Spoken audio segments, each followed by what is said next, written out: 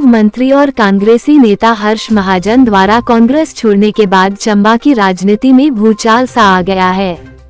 पिछले कुछ दिनों में हर्ष महाजन के समर्थकों ने चंबा में कांग्रेस की सदस्यता से इस्तीफा देना आरंभ कर दिया है। जहां पिछले दिनों प्रदेश सचिव विनीत विज, अल्पसंख्यक विभाग के जिलाध्यक्ष राशिद खान और पूर्व पार्षद महेंद्र हांडा और चील बंगला के प्रधान पवन कुमार और सिंघी के प्रधान मनोज कुमार ने कांग्रेस की सदस्यता से त्यागपत्र दिया था। वहीं आज चंबा में वरिष्ठ कांग्रेसी नेता विजय कुमार ने कांग्रेस सेवा दल के महासचिव, कांग्रेस पार्टी अनुसूचित जाति विभाग हिमाचल प्रदेश के कन्वीनर और कांग्रेस पार्टी के उपाध्यक्ष पदों से त्यागपत्र दे दिया। उन्होंने प्रेस वार्ता करते हुए कहा कि आज कांग्रेस में कार्यकर्ताओं की अनदेखी हो रही है।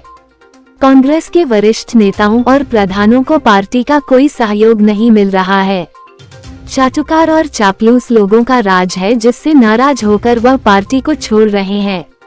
वहीं उन्होंने कहा कि वो फिलहाल कोई पार्टी ज्वाइन नहीं कर रहे हैं, लेकिन वह हर्ष महाजन और गुलाम नबी आजाद के समर्थक है और उनका साथ वह कभी नहीं छोड़ेंगे। मैं एक हर फील्ड में चैलेंज को स्वीकार करने वाला इंसान हूँ। मैंने जडेरा पंचायत, जहाँ पर मेरा कोई रिश्तेदार नहीं है, मेरा कोई घर नहीं है, वहाँ पर हमने एक ज़मीन मेरे डैडी ने खरीदी थी, एक बगीचा करके वहाँ था। तो वहाँ से मैंने प्रधानी का पहला चुनाव लड़ा और उस चुनाव में काफ़ी मतों से विजय हुआ।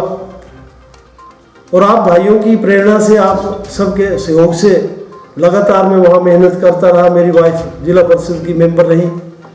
उसके बाद मेरी वाइफ को ज़बरदस्ती लोगों ने कहा कि वहाँ चुनाव में खड़ा करो, और मैंने वहाँ शर्त रखी कि मैं अपनी वाइफ को यहाँ प्रधान पद के लिए खड़ा नहीं करूँगा। और फिर भी लोगों ने इतना सहयोग दिया कि जिसका मैं आज भी तहे दिल से शुक्रिया अदा करता हूँ। उसके बाद हाल ही में फिर वहाँ से मैंने चुनाव लड़ा, और मैं आपको बताऊं कि जडेरा पंचायत की 2 पंचायतें बनी, और जिस पंचायत से मैंने चुनाव लड़ा, मैंने किराए के मकान पे चुनाव लड़ा और वो चुनाव भी जीता। तो राजनीतिक अनुभव, जिसको हम चाहते थे कि कांग्रेस पिछले लगातार 3 चुनाव जो है वो हार चुकी है, और हारने के बाद हमने एक टिप्स दिए कि आप चुनाव जीतना कोई बड़ी बात नहीं होती है। कहते हैं कि इसका फैक्टर चलेगा, उसका फैक्टर चलेगा। चुनाव जीतना एक लोगों के मनों को जीतने की बात होती है, और मन कब जीते जाते हैं? चुनाव से पहले जीते जाते हैं। आप सभी जानते हैं कि हमारी चंबा चुनाव क्षेत्र की 52 पंचायतें हैं। कुछ महिला ब्लॉक में आती हैं, कुछ चंबा ब्लॉक में आती हैं, और 11 हमारे म्यूनसिपल काउंसिल के वार्ड हैं, और इनमें से 122 हमारे बूथ हैं जहाँ पे जो है वोट डाले जाते हैं। और सभी के पास आंकड़े पड़े हैं, आपके पास भी है, पॉलिटिकल लोगों के पास भी होते हैं, आम आदमी के पास भी होते हैं, कि कौन सी बेल्ट जो है वो किस पार्टी को सपोर्ट करती है, कौन सी बेल्ट किस पार्टी को सपोर्ट करती है। तो ये सब आंकड़े हमारे पास थे। मैं बार बार जिला अध्यक्ष महोदय को ये बताता रहा कि भाई साहब, हमें जो है घर में बैठ करके मीटिंगें नहीं करनी है, हमें जो है जाकर के फील्ड में मीटिंगें करनी है, बूथ में जाकर के मीटिंगें करनी है। वो मीटिंगें किस तरह से होती हैं कि किसी गांव में हमारे कांग्रेस के भाई जाते हैं, 10 लोग कुर्सी पे बैठे और वो गांव वाले बेचारे गरीब आदमी वो जमीन के ऊपर बैठे होते हैं। ये राजनीति का दस्तूर नहीं है। वहाँ का प्रधान जो है वो नीचे बैठा है, साइड में खड़ा है, हमारे नेता जो है वो जाकर के कुर्सी के ऊपर बैठे हैं। होना तो ये चाहिए था, होना तो ये चाहिए राजनीति में कि जिस गाँव में जा रहे हैं उसी गाँव के लोग जो है आपके साथ रहें। अगर वो जमीन पे बैठे हैं तो आपको भी जमीन पे बैठना पड़ेगा। परंतु ये है कि बड़े खानदानों से ये लोग आए हैं, पॉलिटिकल बैकग्राउंड से ये लोग आए हैं, आम आदमी को पूछा नहीं जाता है, तो हमें जो है पता नहीं किस खाते में डालते रहे, और आज ये नौबत जो है खड़ी हुई है। आज पूरा भारत जो है, आप जानते हैं कि भारत जोड़ो अभियान राहुल गांधी जी ने शुरू किया है, परंतु जो हमारी जमीन खिसकती जा रही है, जो हमारे कांग्रेस के लोग जो है कांग्रेस को छोड़ते जा रहे हैं, उसकी ओर जो है ना राहुल गांधी जी का ध्यान है, ना सोनिया गांधी जी का ध्यान है। होना तो ये चाहिए था कि कार्यकर्ता जोड़ो अभियान होना चाहिए था। और जहां आपको पता है कि जे.एंड.के में चुनाव है, हिमाचल में चुनाव है, जो है आपके गुजरात में चुनाव है, तो क्यों ना आप कश्मीर से इस बात को शुरू करते हैं।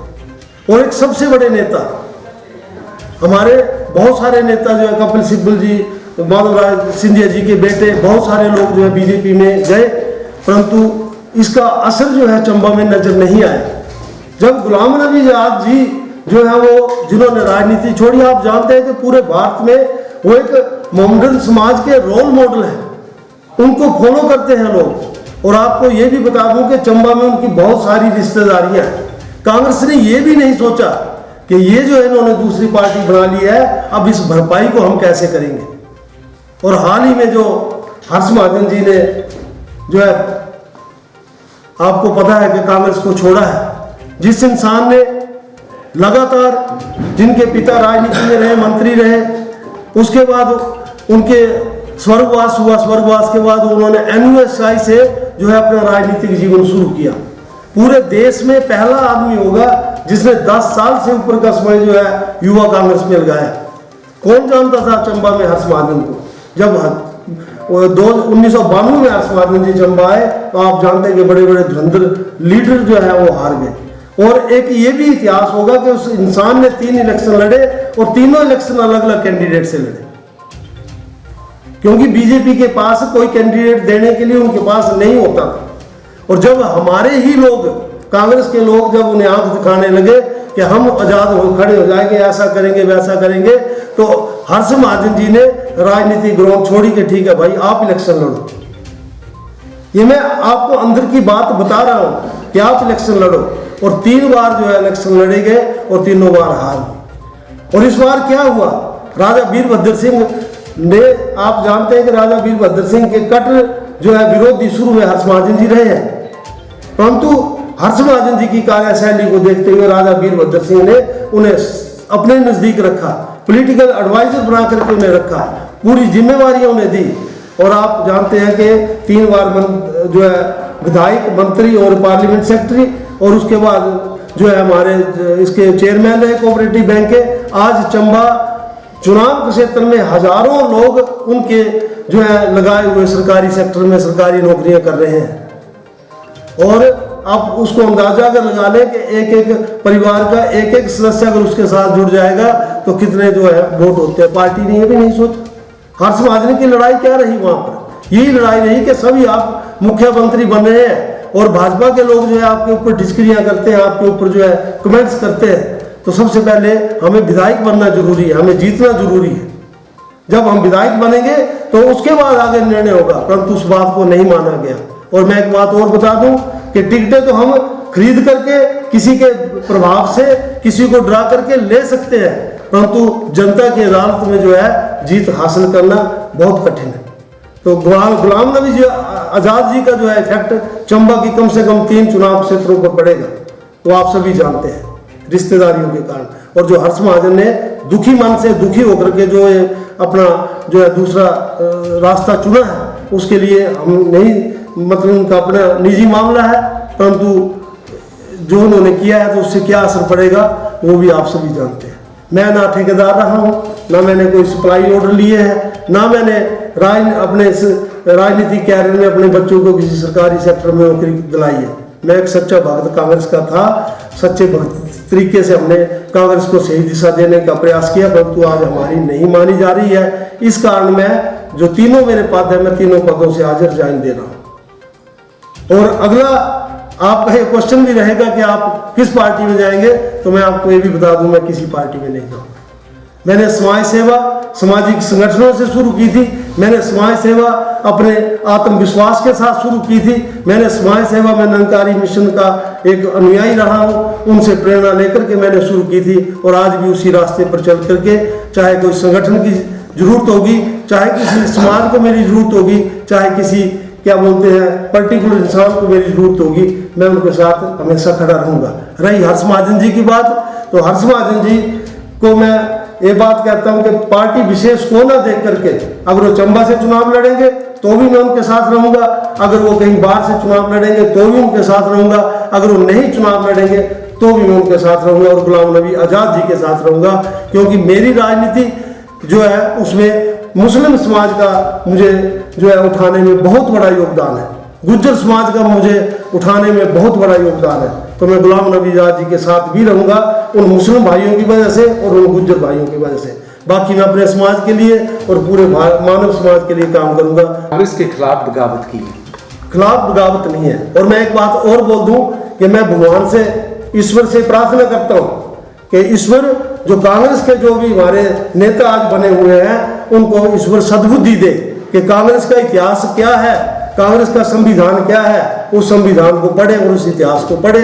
और ये जो परिवारवाद का जो वो चला हुआ है कि 40-50 सालों से जो है एक लीडर जो मठाधीश बन के बैठा हुआ है, आम कार्यकर्ता की कब बारी आएगी, इसके लिए मैं ईश्वर से प्रार्थना करता हूँ। राष्ट्रीय स्तर की राजनीति से खफा है, प्रदेश स्तर की या जिला स्तर के जो आपके नेता हैं उनसे नाराज हैं? मैं पूरी कांग्रेस कार्यशैली से नाराज हूं। आप चंबा से भी नाराज हूँ, बिल्कुल नाराज। इसलिए नाराज हूँ कि लगातार 5 वर्षों तक हम नीरज नैयर जी को बोलते रहे आप अध्यक्ष हैं और आप जो है कम से कम घर से बाहर निकल करके वो करें। और मैं एक बात और आपको बता दूं जो मेरे समाज के साथ घटित हुई है, बहुत महत्वपूर्ण बात जो मेरे से छूट गई। मैं कन्वीनर हूँ अनुसूचित जाति विभाग का, और अभी पीछे सितंबर महीने में जो है हमारे अगस्त महीने में सॉरी हमारे अनुसूचित विभाग के जो अध्यक्ष थे अमित नंदा जी, वो चंबा में आए थे, पहली बार चंबा में आए थे।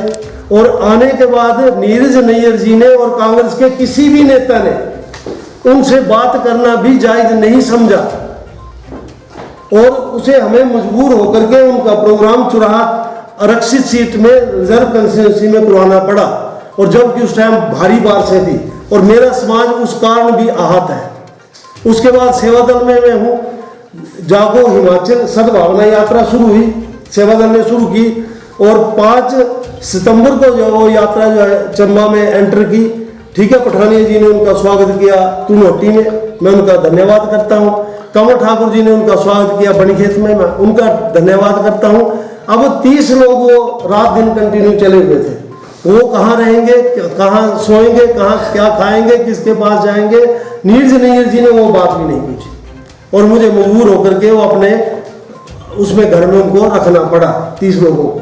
और अगले दिन जब 13 किलोमीटर पैदल यात्रा की सेवा दल ने, 13 किलोमीटर फोलगत से लेकर के जुलागढ़ी तक, आप अंदाजा लगा लो 13 किलोमीटर बनता है वाया जो है हमारा पावर हाउस, 13 किलोमीटर पैदल यात्रा की, और लास्ट पड़ाव में जाकर के ये हमें जो है झंसाड़ी वार्ड में मिले थे और जुलागढ़ी तक जो उसके बाद खत्म। तो अगर कार्यकर्ता की अनदेखी हो रही है, अगर क्या बोलते हैं तो आपके संगठन की अनदेखी हो रही है, तो आप कहाँ खड़े हैं? और दूसरी पार्टी देखो जिसके साथ आपका जो है संघर्ष है, उस पार्टी का एक एक कार्यकर्ता, एक एक संगठन, एक एक आदमी जो है किस तरीके से दिन रात मेहनत कर रहा है। और मैं मिसाल देता हूँ पार्टी विशेष से हट करके, जय सिंह भाई हमारे जो अनुसूचित जाति विकास निगम के, अनुसूचित जाति जनजाति विकास निगम के उपाध्यक्ष है, दिन रात चले हुए हैं। कौन सा परिवार है जिस परिवार में वो जाकर के वो नहीं कर रहे हैं?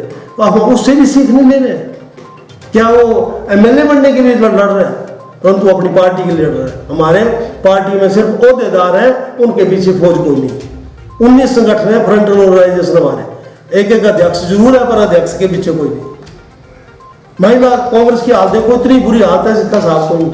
मुझे तो ये भी सुनने में आया कि जो ब्लॉक की महिला अध्यक्षा बनाई गई है कौर जी, उनके हस्बैंड जो है बोलते बीजेपी में उन्होंने अभी तक कांग्रेस ज्वाइन नहीं की। जो NUSI का जो प्रेसिडेंट बनाया गया है उसकी पूरी फैमिली RSS है, उन्होंने कांग्रेस ज्वाइन नहीं की। तो क्या आप किस उससे इलेक्शन जीत रहे हैं? तो इन्हीं शब्दों के साथ आपका धन्यवाद। और कोई जवाब, वैसे मैं कोई इतना बड़ा इंसान नहीं हूँ, परंतु जो साधारण से कोई जवाब होगा, उसका प्रश्न होगा, जवाब देने के लिए तैयार हूँ।